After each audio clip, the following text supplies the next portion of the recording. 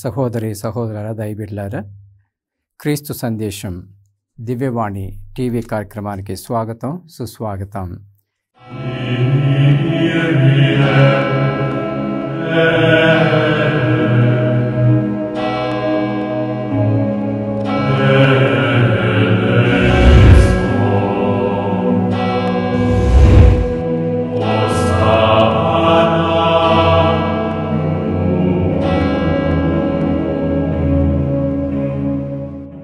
ప్రియమైన సహోదరి సహోదర దైవబిడ్డలారా, మన జీవితంలో చాలాసార్లు నిర్ణయాలు తీసుకుంటూ ఉంటాం.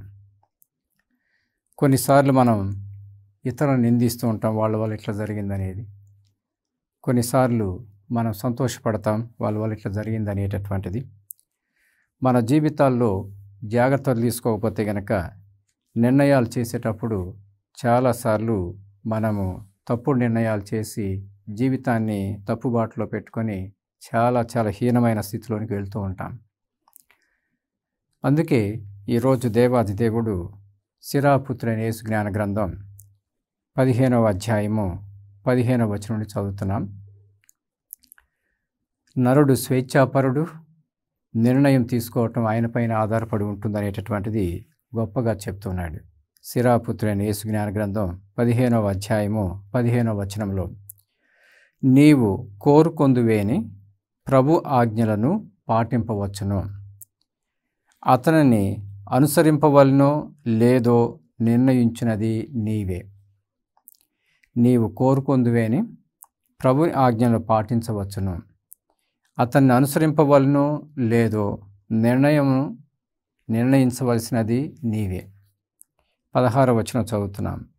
ప్రభువు నిప్పును నీళ్లను కూడా నీ ముందు ఉంచెను, చేయి చాచి వానిలో నీకు ఇష్టం వచ్చిన తీసుకొనుము.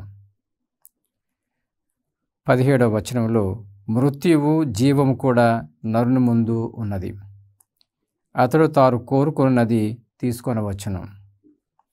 18వ వచనంలో, ప్రభు విజ్ఞానము అనంతమైనది, ఆయన మహాశక్తిమంతుడు, సర్వమును పరిశీలించువాడు, ఆయన నరులు చేయు ప్రతి కార్యమును గమనించును, తన పట్ల భయభక్తులు చూపువారిని కాపాడును. ప్రభువు ఏ నరుని పాపం చేయమని ఆజ్ఞాపింపడు, ఎవనికి చెడ్డను చేయుటకు అనుమతినివ్వడు. 11వ వచనం చదువుతున్నాం. నేను పాపం చేయుటకు దేవుడే కారణమని చెప్పకము, తాను అసహ్యించుకున్న దాన్ని దేవుడు ఎట్లు చేయించును. దేవుడు నన్ను పెడత్రోవ పెట్టించనని అనకము, ఆయన పాపాత్ములను తన పనికి వాడుకొనడు. ప్రభువు దౌష్ట్యమును పూర్తిగా అసహ్యించుకొనును, దైవభీతి గల నరుడు చెడ్డను అంగీకరింపడు.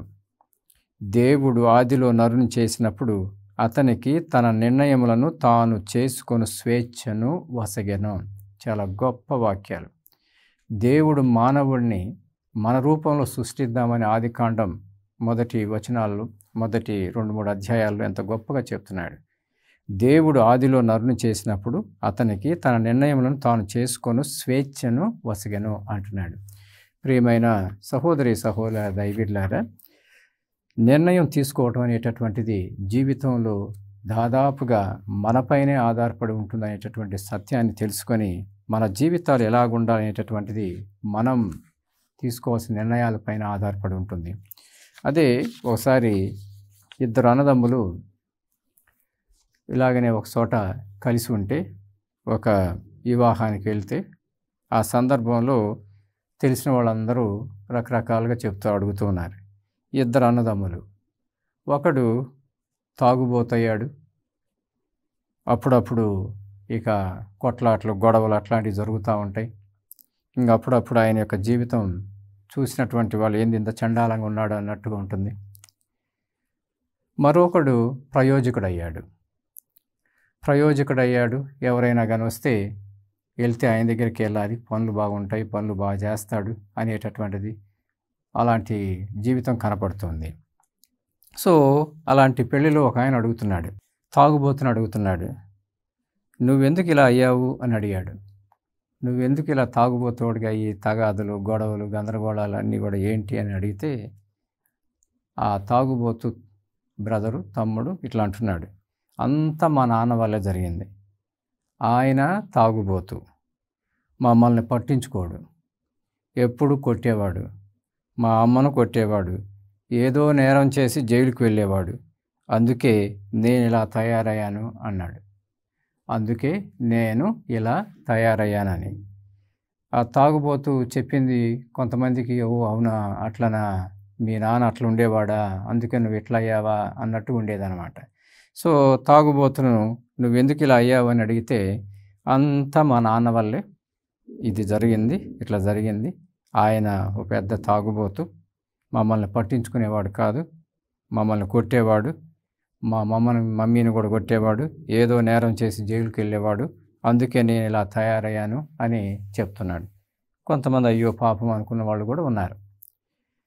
రెండో బ్రదర్ని అడుగుతున్నారు, నువ్వేంటి ఒక ప్రయోజకుడిగా తయారయ్యావు, బ్రహ్మాండంగా ఉన్నావు, నీ జీవితం ఎట్లా ఉంది, ఎట్లా ఉంది, చాలామంది నీ దగ్గరకు వచ్చి పనులు చేయించుకోవాలని తపన పడుతూ ఉంటారు, మంచి మాట వినాలని ఎదురు చూస్తూ ఉంటారు నీ వైపు నుంచి, నువ్వు ఇలా ఎలా అయ్యావు అని అడిగితే, ఆ ప్రయోజకుడిని నువ్వెందుకు ఇలా అయ్యావు అని అడిగితే ఆయన అంటున్నాడు, అంతా మా నాన్న వల్లే. ఆయన తాగుబోతు, మమ్మల్ని పట్టించుకునేవాడు కాదు, ఎప్పుడు కొట్టేవాడు, మా అమ్మని కొట్టేవాడు, ఏదో నేరం చేసి జైలుకి వెళ్ళేవాడు. ఆయన్ను చూసి నేను ఏం చేయకూడదో తెలుసుకొని అవన్నీ ఆఫ్ చేశాను. నేను ఇలా ఉండకూడదు అని అనుకొని నిర్ణయాన్ని తీసుకొని నేను ఇంకొక రూపంలో ముందుకెళ్ళాను. అందుకే నేను ఇట్లా తయారయ్యాను అని చెప్తున్నాడు. ప్రియమైన సహోదరి సహోదరులారా, ఆ ఇద్దరు అన్నదమ్ములు ఒకే కుటుంబం, ఒకే తండ్రి, ఇద్దరు కారణాలు ఎలా చెప్తున్నారో చూసారా? ఒక తాగుబోతు ఎందుకు అయ్యాడు, ఎందుకు గొడవల కారణాలు, ఇది అది అన్నీ కూడా ఎందుకు జరుగుతున్నాయి, నీ చుట్టూ కూడా చండాలంగా ఉంది అనేటటువంటిది ఎందుకు అంటే మా నాన్న వల్ల అంటున్నాడు. మా నాన్న ఏంటంటే అంతా మా నాన్న వల్లే, ఆయన తాగుబోతు, మమ్మల్ని పట్టించుకోడు, ఎప్పుడు కొట్టేవాడు, మా అమ్మని కొట్టేవాడు, ఇక నేను ఇట్లా తయారయ్యానని. మళ్ళీ సొంత కుటుంబంలో ఇంకొక బ్రదర్ని అడిగితే నువ్వెందుకు ఇలా అయ్యావంటే, అంతా మా నాన్న వల్లే. ఎందుకు అంటే ఆయన తాగుబోతూ మమ్మల్ని కొట్టేవాడు, పట్టించుకునేవాడు కాదు, మా మమ్మీని కొట్టేవాడు, ఏదో ఒకటి చేసి జైలుకి వెళ్ళేవాడు, ఇట్లాంటిది నా జీవితంలో ఉండకూడదు అని నేను నిర్ణయం తీసుకున్నాను అంటున్నాడు. ప్రియమైన సహోదరి సహోదర దైవబిడ్డలారా, ఈరోజు బైబిల్ చెప్తున్నట్టు ఎంత గొప్ప వాక్యం అది. నీవు కోరుకొందువేని ప్రభు ఆజ్ఞలను పాటించవచ్చును, అతన్ని అనుసరింపవలనో లేదో నిర్ణయం తీసుకోవాల్సింది నీవే. అది దేవుడు స్వేచ్ఛని ఇచ్చి ఆ నిర్ణయం తీసుకునేటటువంటి ఆ గొప్ప జీవితాన్ని మనకు ప్రసాదించాడు. ఇద్దరు అన్నదమ్ములు చూశారు, ఒకడు ఎందుకు అట్లా అయ్యాడంటే తాగుబోతులాగా మా నాన్న అంటున్నాడు, నువ్వు ఎట్లా ప్రయోజకుడికి ఎందుకు అయ్యావంటే మా నాన్నే అంటున్నాడు. ఇద్దరు చూసారా, సిచ్యువేషన్, పరిస్థితి అంతా ఒకటే, అయినా కానీ ఎలా మారింది వాళ్ళ జీవితాలంటే వాళ్ళు తీసుకునే నిర్ణయాలను బట్టి. ప్రియమైన సహోదరి సహోదర దైవబిడ్డలారా, ఈరోజు జీవితం అనేటటువంటిది ఒక సముద్రం లాంటిది. జీవితం అనేటటువంటిది ఒక సముద్రం లాంటిది. సముద్రం అందరికీ ఒకలాగానే కనపడుతుంది. సముద్రం అందరికీ ఒకలాగానే కనపడుతుంది. కొందరు చేపలు పట్టుకుంటానికి వెళ్ళి చేపలు తెచ్చుకుంటారు. మరికొంతమంది రకరకాల గవ్వలు అవి ఇవి చూసి ఇది వేరుకొని తెచ్చుకునే వాళ్ళు ఉంటారు. మరికొంతమంది ముత్యాలు కూడా తెచ్చుకుంటారు, ఇంటికి ఆ ముత్యాలను తెచ్చుకుంటారు. మరికొంతమంది ఊర కాళ్ళు తడుపుకొని బయటకు వస్తారు. ఇంకా కొంతమంది ఏంటో తెలుసా, జీవితం ఆ సముద్రంలో అల్లకల్లోలు చూసి, ఆ తుఫాన్ లాంటివి చూసి, ఆ అలలు ఎలాగ చెలరేగి వస్తున్నాయి అవి చూసి భయపడిపోయి పక్కలకు కూడా వెళ్ళరు. భయం, నెగటివ్ ఉంటుందన్నమాట. ఈరోజు జీవితం అనేటటువంటిది ఒక సముద్రం లాంటిది. ఆ సముద్రం నువ్వు ఏం నిర్ణయం తీసుకున్నావు దాన్ని బట్టి నీ జీవితం మారుతూ ఉంటుంది. ఈరోజు చూడండి, ఆ సముద్రంలో రకరకాల మనుషులు వెళ్ళి రకరకాల విషయాలు తెచ్చుకుంటున్నారు. కొంతమంది చేపలు పట్టుకోవడానికి వెళ్ళి చేపలు తెచ్చుకుంటున్నారు, మరికొంతమంది గవ్వలు ఏరుకుంటున్నారు, మరికొంతమంది ముత్యాలు కూడా తెచ్చుకుంటున్నారు బయటికి, మరికొంతమంది ఊరకనే కాళ్ళు తడుపుకొని ఏదో పోయాం కదా ఏదో వచ్చాం కదా అని బయటకు వచ్చేస్తున్నారు. మరికొంతమంది అలలు అల్లకల్లోలాలు చూసి భయం వేసి పక్కలకు కూడా వెళ్ళకుండా ఎట్లా ఉంటున్నారనేది కూడా మనం చూస్తున్నాం. ప్రియమైన సహోదరి సహోదర దైవజనులారా, మన జీవితంలో ఒక సత్యం ఏదైనా ఉన్నదంటే గనక మన కోరికలు, మన ఆలోచనలు ఏదైనా మార్చుకోవాలంటే నీకు ఇంకొక సదావకాశం తప్పకుండా ఉంటూనే ఉంటుంది. మన జీవితంలో మన కోరికలకు ఇంకొక అవకాశం ఉంటుంది. మనం మార్చుకోవాలంటే, మనం మారాలంటే మారటానికి మారచ్చు. కానీ అందరూ కూడా అర్థం చేసుకోవాల్సినటువంటిది జీవితం ఒక్కటే మనకి. ఈ జీవితంలో మనం 60 ఏళ్ళు బతుకుతామా, 30 ఏళ్ళు బతుకుతామా, 90 ఏళ్ళు బతుకుతామా, 100 ఏళ్ళు బతుకుతామా అనేటటువంటిది అది జీవితం మాత్రం ఒక్కటే. జీవితాన్ని మనం ఏ విధంగా చూస్తున్నాము, ఏమి నేర్చుకుంటే బాగుంటుందనే దగ్గర చెడగొట్టుకుంటున్నామా, లేకపోతే ప్రయోజకులుగా తయారవటానికి మన జీవితాన్ని మార్చుకుంటున్నామా అనే దగ్గర జీవితం ఒక్కటే. చాలాసార్లు జీవితం చెడిపోతే మన యొక్క జీవితం అంతా కూడా ఇక ఏడ్చుకుంటూ కూర్చోవాల్సిన విషయాల్లో ఉంటాయి. అందుకే జీవితాన్ని సఫలీకృతం కావించుకోవటం కోసం పెద్దలు అంటుంటారు, మంచి మంచి కలలను కనండి. డ్రీమ్ యువర్ భవిష్యత్. సకారం చేసుకోండి మీ కలలని. జీవితాన్ని ప్రేమించండి. జీవితాన్ని జీవించడం నేర్చుకోండి. చక్కగా ఫలితాలను పొందండి. ఆ మంచి ఫలితాలు ఇంకొంతమందికి మంచిని చేసేటట్లుగా చూసుకోండి అనేటటువంటి జీవిత సందేశాన్ని చాలామంది చెప్తూ ఉంటారు. ప్రియమైన సహోదరి సహోదరుల దైవజనులారా, మన జీవితంలో నిర్ణయాలు తీసుకునేటప్పుడు పెద్దలు, పునీతులు చాలా గొప్ప గొప్ప విషయాలు చెప్తూ ఉంటారు. నిర్ణయం చేసేటప్పుడు మనం చాలా జాగ్రత్తగా ఆలోచించాల్సిన విషయాల్లో ఆ నిర్ణయాలు తీసుకునేటప్పుడు కొంతమంది పెద్దలు ఈ విధంగా చెప్తుంటారు. ఫస్ట్ అండ్ ఫార్మోస్ట్, మొట్టమొదటిగా నిర్ణయం చేసేటప్పుడు ప్రార్థించడం నేర్చుకో. నిర్ణయాలు ఒక్కోసారి చాలా జీవితంలో ఆ నిర్ణయం మీదనే ఆధారపడి ఉంటుంది మన జీవితం అంతా ఏంటి అనేటటువంటిది. నిర్ణయాలు తీసుకునేటప్పుడు, మరీ ముఖ్యమైన నిర్ణయాలు తీసుకునేటప్పుడు ప్రార్థనలో ఉండటం నేర్చుకోండి, ప్రార్థించడం నేర్చుకోండి. యిర్మీయా గ్రంథం 33వ అధ్యాయంలో 3వ వచనంలో చదువుతున్నాం. యిర్మీయా గ్రంథం 33వ అధ్యాయం 3వ వచనం చదువుతున్నాం. నీవు నన్ను పిలుతువేని నేను నీకు జవాబిత్తును, నీ వెరుగని మహాసత్యములు అద్భుత విషయములను నీకు తెలియజేయుదును అంటున్నాడు. దేవాది దేవుడు ప్రార్థనలో ఉన్నటువంటి బిడ్డలకి చాలా చక్కటి సందేశం యిర్మీయా గ్రంథంలో చదువుతున్నాం. నీవు నన్ను పిలుతువేని నేను నీకు జవాబిత్తును, నీ వెరుగని మహాసత్యములు అద్భుత విషయములను కూడా నీకు తెలియజేసేదను అంటున్నాడు. ప్రియమైన సహోదరి సహోదరులారా, ఫిలిప్పీలకు రాసిన లేఖ 4వ అధ్యాయము 6వ వచనం నుండి, ఫిలిప్పీలకు రాసిన లేఖ 4వ అధ్యాయము 6వ వచనం నుండి చదువుతున్నాను. దేవుని గూర్చియు దేనిని గూర్చియు విచారింపకుడు అంటున్నాడు. ప్రియమైన సహోదరి సహోదర దైవజనులారా, కొద్ది క్షణాలు విరామం తీసుకుందాం.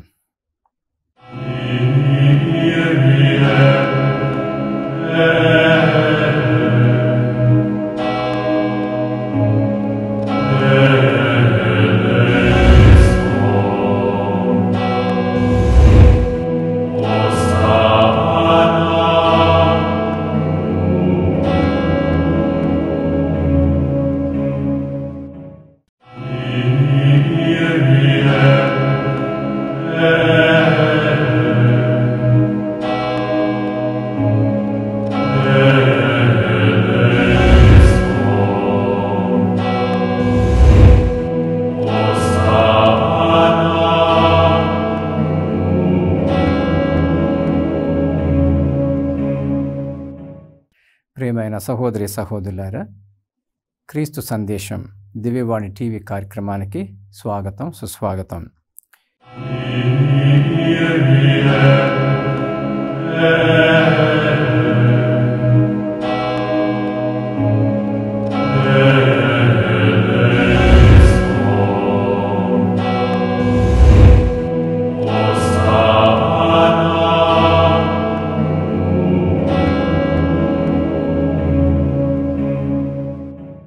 ఈరోజు మనం అందరం కూడా జీవితంలో చాలా ముఖ్యమైన విషయం దేవుడు మనకు ప్రస్తావిస్తున్నటువంటిది, నీవు కోరుకొందువేని ప్రభు ఆజ్ఞను పాటించవచ్చును, అతన్ని అనుసరింపవలనో లేదో నిర్ణయించినది నీవే అంటూ ఆ నిర్ణయాన్ని గురించి ఎంత చక్కగా దేవాదేవుడు స్వేచ్ఛను ఇచ్చి మన జీవితాన్ని మంచి నిర్ణయాలు తీసుకునేటట్లుగా ఉండేటటువంటి జీవితం నీ చేతిలోనే ఉన్నది అనేటట్టు చెప్తున్నాడు.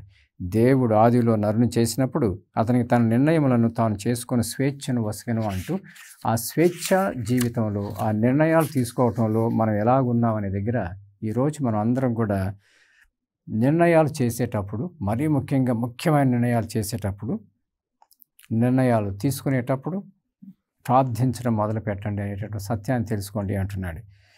యిర్మీయా గ్రంథం 33వ అధ్యాయం 3వ వచనం చదివాం.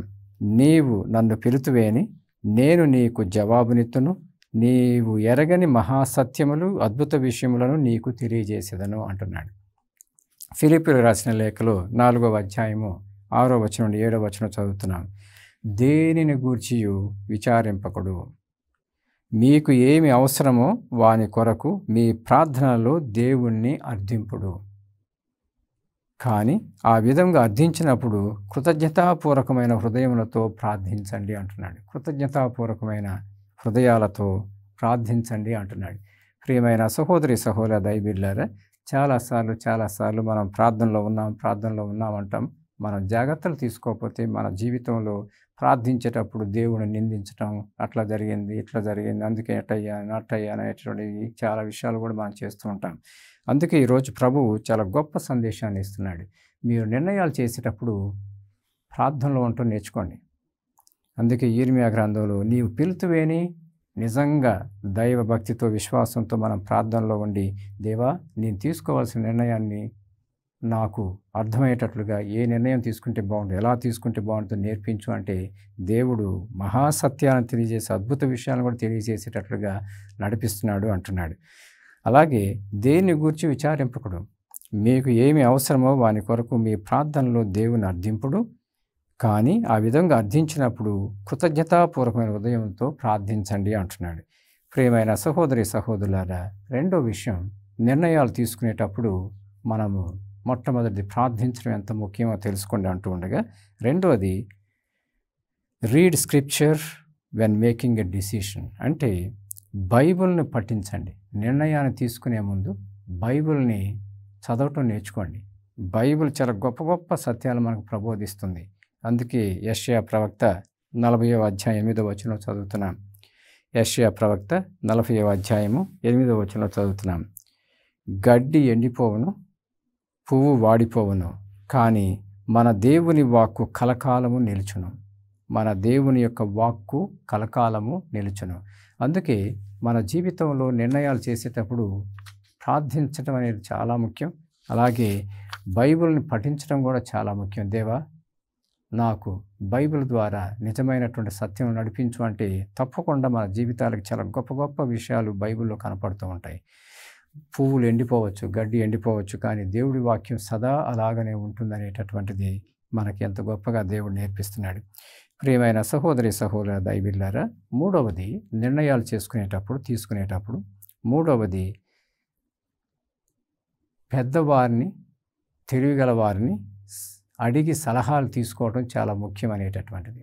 సలహాలు తీసుకోవటం, పెద్దలు ఎంతోమంది రకరకాల విషయాలు జీవితంలో చూసిన వాళ్ళు, పెద్దయి అనేక విధాలుగా వాళ్ళ ఆలోచనలో మనం సలహా అడిగితే కొంతమంది చాలా చక్కటి సలహాలు ఇస్తూ ఉంటారు. అందుకే ఈరోజు మనం నిర్ణయాలు తీసుకోవడం చాలా ముఖ్యమైనటువంటిది మన జీవితంలో. నిర్ణయాలు చేసేటప్పుడు మనం అందరం కూడా ప్రార్థించడం, బైబిల్ చదవటం, పెద్దవాళ్ళకి సలహాలు తీసుకోవడం అనేది ఎంత ముఖ్యమో అనేటువంటిది అర్థం చేసుకోండి అంటున్నాడు. మన జీవితాల్లో తప్పిపోయిన కుమారుని చూడండి. ఏదో వచ్చాడు, నా సంపద నాకు ఇచ్చేయి, నా భాగాన్ని నాకు ఇచ్చేయి అన్నాడు, తీసుకెళ్ళాడు, అంత దుర్వినియోగం చేసుకున్నాడు. చివరికి తినటానికి ఏమి లేక పందులు తినేది, అది తినటానికి వీళ్ళు అది కూడా దొరక్కపోతే చివరికి జ్ఞానోదయం అయ్యి, నేను మా తండ్రి ఇంటికి వెళ్తాను, అక్కడ ఎంతోమంది సేవకులు పనిచేస్తున్నారు, నేనేంటి ఇక్కడ ఇట్లా ఉన్నాను అనేటటువంటిది అప్పుడు జ్ఞానోదయం తెచ్చుకుంటున్నాడు. ప్రియమైన సహోదరి సహోదర దైవబిడ్డలారా, దావీదు గొలియాతు విషయం చూడండి.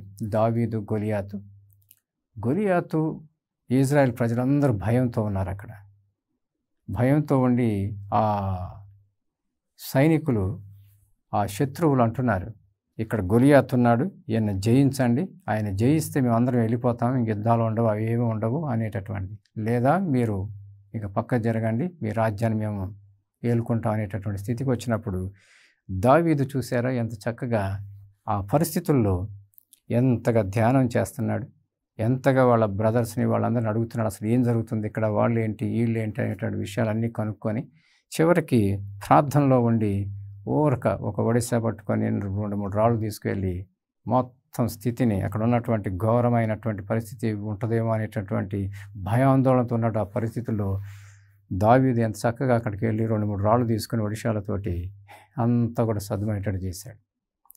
ఈరోజు దేవుడి యందు ఉండి దేవుడి యొక్క చిత్తానుసారంగా జీవించడం అనేటటువంటిది ఏంటో నేర్చుకుంటే జీవితంలో దేవుడు ఎంత గొప్ప కార్యాలు చేస్తాడనేటువంటి విషయాల్ని మనం ఈరోజు చూస్తున్నాం. అందుకని ప్రభు అంటున్నాడు ఈరోజు ఎంత చక్కగా సిరాపుత్రుని యేసు జ్ఞాన గ్రంథం 15వ అధ్యాయం 19వ వచనంలో ఆయన నరులు చేయు ప్రతి కార్యమును గమనించును, తన పట్ల భయభక్తులు చూపు వారిని కాపాడును అంటున్నాడు. తన పట్ల భయభక్తులు చూపు వారిని ఆయన కాపాడును అంటూ ఈరోజు ఊరికి అర్థం చేసుకోవటం కోసం ఫిలిప్పైన్ దేశంలో జరిగినటువంటి చిన్న సంఘటన మనం వాళ్ళ జీవితంలో చాలా గొప్ప సంఘటన అది. ఆ సంఘటన గురించి 2 మాటలు చెప్పుకుంటున్నాం. ప్రియమైన సహోదరి దైవబిడ్డలారా, ఫిలిప్పీనో దేశంలో ఓ కుటుంబం చాలా చాలా భయాందోళనతో ఉన్నది. భయాందోళనతో ఉండి మా జీవితాలు ఎట్లా పోతున్నాయి, ఏం జరగబోతుంది అనేటటువంటి స్థితిగతుల్లో ఉన్నప్పుడు ఆ కుటుంబంలో బిడ్డలందరూ కూర్చొని ప్రార్థన చేసి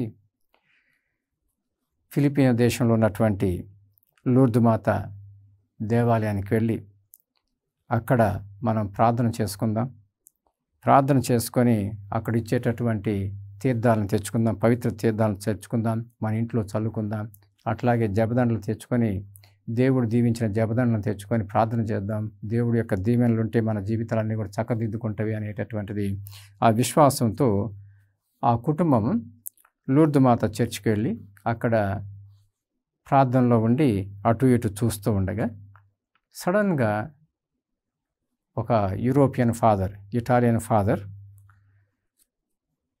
గోధుమ రంగులో ఉన్నటువంటి అంగీలు వేసుకొని ఆయన వచ్చి వాళ్ళ దగ్గరకు వచ్చి పవిత్ర జలాన్ని వాళ్ళకి ఇచ్చి 2 జపదండలను తల్లి తండ్రి ఆ భార్యాభర్తల చేతిలో ఉంచి వాళ్ళిద్దరిని దీవించి నేను వెంటనే వెళ్ళిపోవాలమ్మా, ఇప్పుడు నేను మా దేశానికి వెళ్ళిపోవాలి, ఏరోప్లేన్ ఉంది, ఇప్పుడు ఆ విమానంలో మేము వెళ్ళాలి అని చెప్పి త్వరగా వాళ్ళని దీవించి ఆ జపదండలు ఇచ్చి పవిత్ర జలాన్ని ఇచ్చి ఆయన వెళ్ళిపోయాడంట.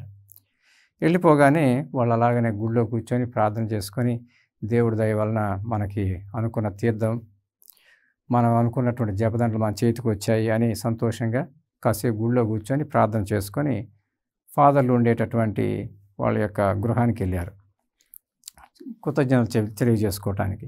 అక్కడికి వెళ్ళి మాకు ఒక ఫాదర్ కనపడ్డారండి, యూరోపియన్ ఫాదరు, యూరోప్ దేశం నుంచి వచ్చినటువంటి ఫాదరు, ఆయన అంగీ కూడా గోధుమ కలర్లో ఉంది, ఆ ఫాదర్ గారిని ఒకసారి చూసి కృతజ్ఞతలు చెప్పుకొని వెళ్దామని వచ్చాము అన్నాడు. అంటే అక్కడున్న 2 ఫిలిప్పీనో దేశంలో 2 గురువులు అటు ఇటు చూసి మా మధ్య ఎవరు లేరు అట్లాంటి ఫాదరు, యూరోప్ నుంచి వచ్చిన ఫాదర్ ఎవరు లేరమ్మా, మేమిద్దరమే ఇక్కడ ఉన్నది అని చెప్పారు. వాళ్ళు అటు ఇటు చూసి పైకి చూడగానే అక్కడ పాద్రే పీవో మనందరికీ తెలుసో తెలియదు, ఆ పాద్రే పీవోకి పంచగాయాలు వచ్చినాయి, 2 హస్తాల్లో కాళ్ళలో అలాగనే గుండె దగ్గర. అలాంటి పంచగాయాలతో ఆయన ఎంతోమందికి దీవెనకరంగా మారినటువంటి ఆయన ఇటలీ దేశం నుంచి. ఆయన 2000 సంవత్సరంలో పవిత్ర పునీత పట్టం కూడా కట్టారు 2000 సంవత్సరంలో. వీళ్ళకి 2013 సంవత్సరంలో దర్శనంలో కనపడి 2013 సంవత్సరంలో దర్శనంలో కనపడి ఆయన ఎప్పుడో చనిపోయాడు. 2000 సంవత్సరంలో పునీతుడయ్యాడు. 2013 సంవత్సరంలో వాళ్ళకి ఎలా దర్శనం ఇచ్చాడు అనే దగ్గరికి వచ్చినప్పుడు, ప్రియమైన సహోదరి దైవబిడ్డలారా, దేవుడి పట్ల భయభక్తులు కలిగినటువంటి వారిని దేవుడు ఏదో ఒక రూపంలో మంచి విషయాలు జరిగేటట్లుగా ఎలా దీవిస్తాడనే దగ్గర పునీత పాద్రే పీవోని ఎంతగా పంపించాడో చూడండి. దేవుడు పంపించి వాళ్ళని దీవించు, వాళ్ళు కోరుకున్నవి ఇవ్వు అని కోరుకున్నవి ఇచ్చేటట్లుగా చేసి వాళ్ళ జీవితాలని ఆశావాహక జీవితంగా మార్చడానికి ఆ ఫాదర్ పీవోని ఎలా పంపించారు. వాళ్ళు కూడా చూసారా, కృతజ్ఞత తెలియజేసుకుందాం ఫాదర్ గారికి అని చెప్పి ఫాదర్ యొక్క ఆ గృహానికి వెళ్తే అలాంటి ఫాదర్లు మా దగ్గర ఎవరు లేరమ్మా, మీ ఇద్దరమే ఉంది, మేము కూడా ఫిలిప్పీనా దేశానికి సంబంధించినటువంటి వాళ్ళమే, మీ గురువులమే, యూరోప్ నుంచి వచ్చిన వాళ్ళు ఎవరు లేరు అని అనగానే అక్కడ ఫాదర్ పీవ పటాన్ని చూసి ఆ ఫాదరు మాకు కనపడ్డారు అని చెప్తున్నారు. ఆ ఫాదరు మాకు కనపడి మాకు పవిత్ర జలాన్ని ఇచ్చారు, అలాగే 2 జపదండలు ఇచ్చారని చూపించి వాళ్ళు ఎంతో సంతోషంతో ఆనందంతో వెళ్ళి వాటి కుటుంబంలో జరిగినటువంటి మార్పులన్నీ చూసుకొని మళ్ళీ ఇంకొకసారి వచ్చి అలా కృతజ్ఞత తెలియజేసుకుంటున్నారు అనేటటువంటిది మనం చూస్తూ ఉన్నాం. ప్రియమైన సహోదరి సహోదర దైవబిడ్డలారా, ఈరోజు మనం ఒక గొప్ప సత్యం వైపు నడుస్తూ ఉన్నాం, చెప్పుకుంటూ ఉన్నాం 4 మాటలు. ముఖ్యమైనటువంటిది, నీవు కోరుకొందువేని ప్రభు ఆజ్ఞలు పాటించవచ్చును, అతన్ని అనుసరింపవలనో లేదో నిర్ణయించినది నీవే.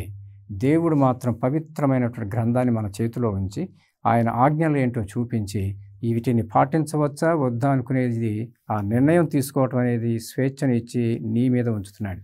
నువ్వు ఆ నిర్ణయాలు సరిగ్గా తీసుకొని జీవితం సాగిస్తావా, పాద్రి పీఓలాగా తయారవుతావేమో, ఇంకా ఎంతోమందికి దీవెనకరంగా మారుతావేమో అనేటటువంటి సత్యాన్ని తెలుసుకోండి అని ఈరోజు ఎంత చక్కగా మన బైబిల్ పట్టణాలు చెప్తూ ఉన్నాయి. ప్రియమైన సహోదరి సహోదర దైవబిడ్డలారా, ఈరోజు మనం ఈ వాక్యాలు వింటూ ఉండగా చాలా ముఖ్యమైన విషయం మత్తయి శుభవార్త 5వ అధ్యాయం 17వ వచనం చదువుతున్నాం. యేసుక్రీస్తు ప్రభు అంటున్నాడు, నేను ధర్మశాస్త్రమును ప్రవక్తల ప్రబోధమును రద్దు చేయవచ్చునని తలంపవలదు, నేను వచ్చినది వాని సంపూర్ణమనచుటకే గాని రద్దు చేయుటకు కాదు అంటూ పరలోక భూలోకములు గతించను, ధర్మశాస్త్రం ఒక అల్పాక్షరమైన ఒక పొల్లు వ్యర్థం కాక అంతయు నెరవేరునని నొక్కి ఒక్కాణించున్నాను అంటున్నాడు.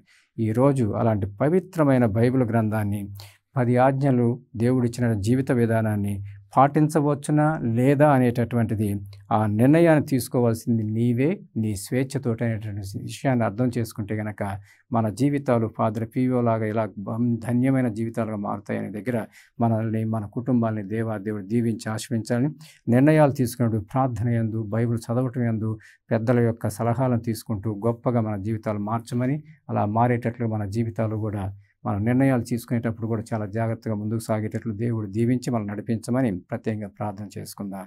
పిత పుత్ర పవిత్రాత్మ నామమున ఆమేన్.